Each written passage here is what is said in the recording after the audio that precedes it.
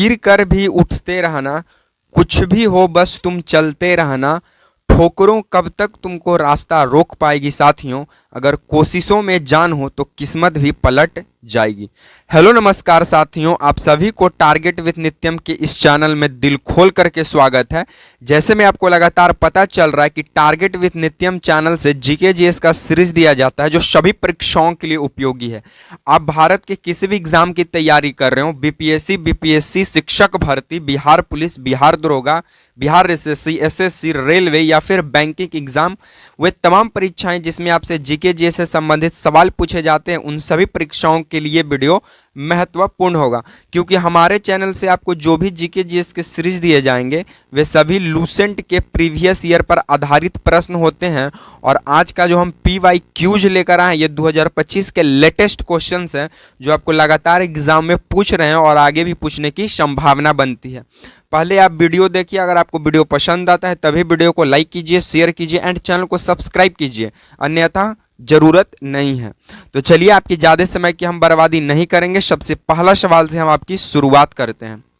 सबसे पहला सवाल आपको स्क्रीन पे नजर आ रहा है क्या?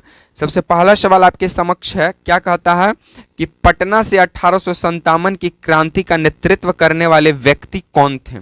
ऑप्शन ए है लियाकत अली, ऑप्शन 2 पीर अली, ऑप्शन 3 मनीराम बरुआ, ऑप्शन 4 बेगम हजरत महल। अगर आपको इस प्रश्न का सही जवाब जो ऑप्शन लग रहा है साथियों तो आप कमेंट में जरूर बताइएगा, जिससे हमें भी पता चल सके कि आपने कितने प्रश्न को सही किए हैं। तो हम आपको बता दें कि 1857 की क्रांति का नेतृत्व पटना से करने वाले पीर अली हुआ करते थे। कौन थे? पीर अली। और पीर अली पटना में एक पुस्तक विक्रेता थे। क्या थे? पुस्तक विक्रेता थे। पुस्तक विक्रेता थे। और पीर अली के ही वर्तमान पटना के गांधी मैदान गेट नंबर 1 के पास मोहम्मद पीर अली एक पार्क भी स्थित है जो इन्हीं के नाम पे भावपूर्ण यादगार रखने के लिए बनाया गया है। बाकी हम लियाकत अली की बात करें साथियों तो लियाकत अली इलाहाबाद से करते हैं। 1857 की क्रांति का नेतृत्व। मनीराम बरुआ की बात करें सर तो मनीराम बरुआ असम से करते हैं 1857 की क्रांति का नेतृत्व। कहाँ से? असम से मनीराम बरुआ। बेगम हजरत महल की बात करें साथियों तो ये अवध से करते हैं। कहाँ से करते हैं? अवध से करते हैं 1857 की क्रांति का नेतृत्व। तो आपके सामने चारों ऑप्शन का चारों के पुर्जा हम लोग तमाम चीज़ों देख लिए हैं। लियाकत अली इलाहाबाद से, पीर अली पटना से, मनीराम बरुआ असम से, बेगम हजरत महल अवध से। इन चारों ऑप्शनों का नट आपके सामने खुल चुका है। बाकी अगर हम 1857 की क्रांति का बिहार से बात करें कि बिहार से मेन रूप से कौन कर रहे थे, तब बाबू वीर कुंवर सिंह कर रहे थे। कौन कर रहे थे? बाबू वीर कुंवर सिंह कर रहे थे। 80 वर्ष की अवस्था में वो 20 वर्ष वाली जवानी हुआ करती थी। ठीक है, कहाँ से करते हैं? तब 1857 की क्रांति का नेतृत्व बिहार से बाबू वीर कुंवर सिंह करते हैं, बिहार के आरा जिला के जगदीशपुर गांव से साथियों। और 1857 की क्रांति का जो शुरुआत है वो 10 मई 1857 उत्तर प्रदेश मेरठ शहर से शुरू कर दिया जाता है। तो ये तमाम जानकारी आपको यहाँ से ध्यान में रखना है क्योंकि यहाँ से आपसे सवाल परीक्षा में आपको देखने को मिलेंगे। ठीक है, चलिए हम लोग नेक्स्ट प्रश्नों की ओर हम लोग आगे बढ़ते हैं। चलिए नेक्स्ट सवाल आपके समक्ष क्या कहता है कि चोल वंश के संस्थापक कौन थे? आप पढ़े होंगे ये मौर्य वंश, बिंबिसार वंश, हर्यक वंश, शिशुनाग वंश, नंद वंश, या पढ़ के याद कर लिए होंगे। लेकिन ये कुछ आपको ऐसे सवाल मिलेंगे जो आपसे लगातार एग्जामिनर नए पैटर्न पर, नए वंश के लेटेस्ट पैटर्न पे आपसे पूछे जाएंगे। तो चोल वंश के संस्थापक कौन है? ऑप्शन ए है सिंह विष्णु है, ऑप्शन 2 विजयालय है, ऑप्शन 3 दांती दुर्ग है, ऑप्शन 4 उपेंद्र हैं। तो चोल वंश के संस्थापक विजयालय हैं। कौन है? विजयालय हैं। बाकी सिंह विष्णु की बात करें तो सिंह विष्णु पल्लव वंश के संस्थापक हैं। पल्लव वंश के संस्थापक सिंह विष्णु हैं। दांती दुर्ग की बात करें तो दांती दुर्ग राष्ट्रकूट वंश के हैं। कौन सा वंश? राष्ट्रकूट वंश के संस्थापक हैं। कौन? दांती दुर्ग। बाकी उपेंद्र की बात करें साथियों तो उपेंद्र हमारे किस चीज़ के संस्थापक हो जाएंगे? एक हैं आपके सामने, एक आपको मिलेंगे एक और आपके मिलेंगे सोलंकी वंश। कौन सा वंश? सोलंकी वंश। ठीक है। बाकी उपेंद्र की बात करें तो उपेंद्र परामर वंश के संस्थापक हैं। किस वंश के? परामर वंश के संस्थापक हैं। और सोलंकी वंश के संस्थापक हैं मूलराज प्रथम। कौन? मूलराज प्रथम हुए सोलंकी वंश के संस्थापक। ठीक है। तो चोल वंश के विजयालय सिंह विष्णु जो है वो है पल्लव वंश के, और दांती दुर्ग राष्ट्रकूट वंश के, उपेंद्र परामर वंश के, और सोलंकी के मूलराज प्रथम हुए संस्थापक। तो यहाँ से भी लगातार आपको क्वेश्चंस पेपर में यहाँ से सवाल भी आपको देखने को मिलेंगे। आई होप आप इसे आप लिख लिए होंगे। चलिए हम लोग नेक्स्ट प्रश्नों की ओर हम लोग आगे बढ़ते हैं। नेक्स्ट प्रश्न आपके समक्ष क्या कहता है कि नियंत्रक एवं महालेखा परीक्षक की कर्तव्यों एवं शक्तियों का उल्लेख किस अनुच्छेद में आपको देखने को मिलता है? ऑप्शन ए अनुच्छेद 148, ऑप्शन बी अनुच्छेद 72, ऑप्शन सी अनुच्छेद 124, ऑप्शन डी अनुच्छेद 52। तो आपको बता दें नियंत्रक महालेखा परीक्षक, इसको CAG कहते हैं, यानी कैग। ठीक है। कैग का जो पद है सर ये ब्रिटेन से लिया गया है। कहाँ से लिया गया है? ब्रिटेन से लिया गया है। कैग का मतलब होता है comptroller auditor general of India, यानी नियंत्रक महालेखा परीक्षक।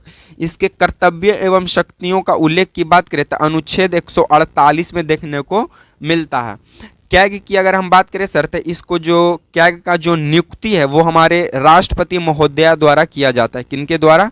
राष्ट्रपति के द्वारा किया जाता है। महामहिम राष्ट्रपति के द्वारा कैग की नियुक्ति की जाती है।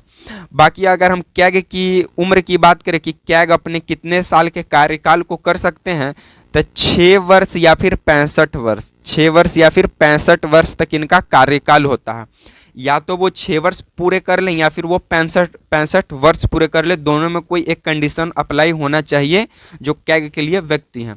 अभी वर्तमान CAG हमारे हैं गिरीश चंद्र मुर्मू। कौन है? गिरीश चंद्र मुर्मू हैं।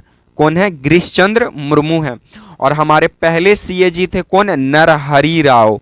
नरहरि राव कौन थे? नरहरि राव थे हमारे पहले CAG। ठीक है।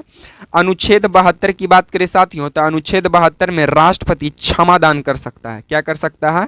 क्षमा दान कर सकता है। क्या कर सकता है? क्षमा दान कर सकता है अनुच्छेद 72 के तहत हमारे राष्ट्रपति।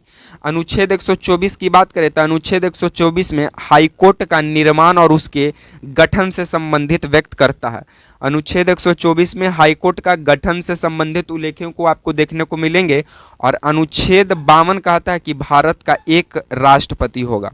भारत का एक राष्ट्रपति होगा।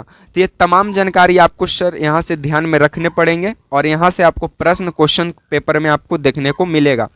तो आई होप आप इसे नोट कर लिए होंगे और हमें उम्मीद है कि आप बना भी दीजिएगा। ठीक है। चलिए हम लोग नेक्स्ट प्रश्नों की ओर हम लोग आगे बढ़ते हैं। नेक्स्ट प्रश्न की बात करें तो हमारा नेक्स्ट प्रश्न कहता है कि भारत में हरित क्रांति के जनक माने जाते हैं। Option A MS Swaminathan, option 2 Norman Borlaug, option C Varghese Kurien, option 4 Bal Gangadhar Tilak. तो आपको पहले ही हम ऑप्शनों की साइड करें तब बाल गंगाधर तिलक को लोकमान्य तिलक भी कहा जाता है। लोकमान्य तिलक भी कहा जाता है साथियों हमारे बाल गंगाधर तिलक को। बाल गंगाधर तिलक की बात करें तो इन्होंने केसरी और मराठा नामक पुस्तक निकाला। केसरी और मराठा नामक पुस्तक इन्हीं का द्वारा रचित पुस्तक है। वर्गीज कुरियन की बात करें साथियों तो वर्गीज कुरियन जो है ये श्वेत क्रांति के जनक हैं। किस क्रांति के? श्वेत क्रांति के हमारे जनक माने जाते हैं वर्गीज कुरियन।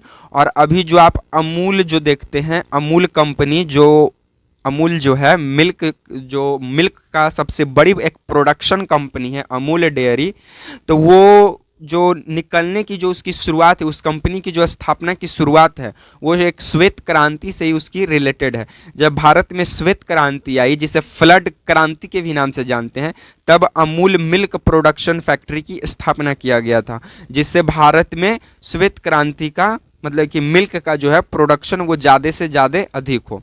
नॉर्मन बोरलॉग की बात करें साथियों तब विश्व में हरित क्रांति के जनक हमारे माने जाते हैं। विश्व में हरित क्रांति के जनक, विश्व में हरित क्रांति के जनक कौन है? नॉर्मन बोरलॉग हैं।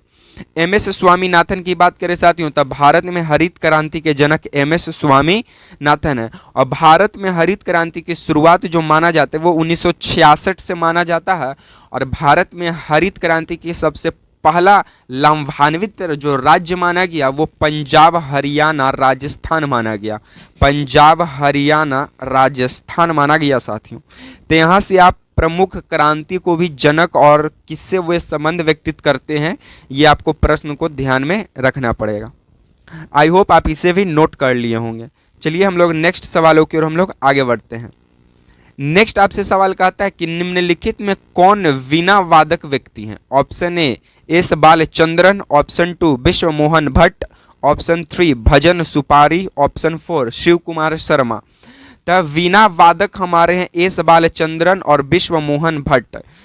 क्या एस बालचंद्रन और विश्व मोहन भट्ट जो हैं ये हमारे वीणा वादक हुए।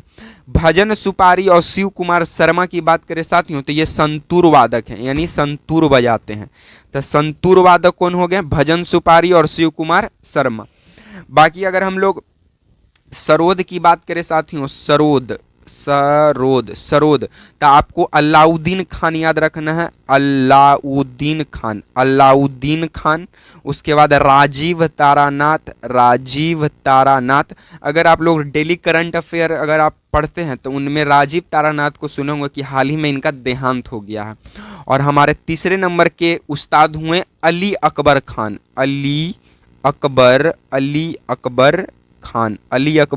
खान।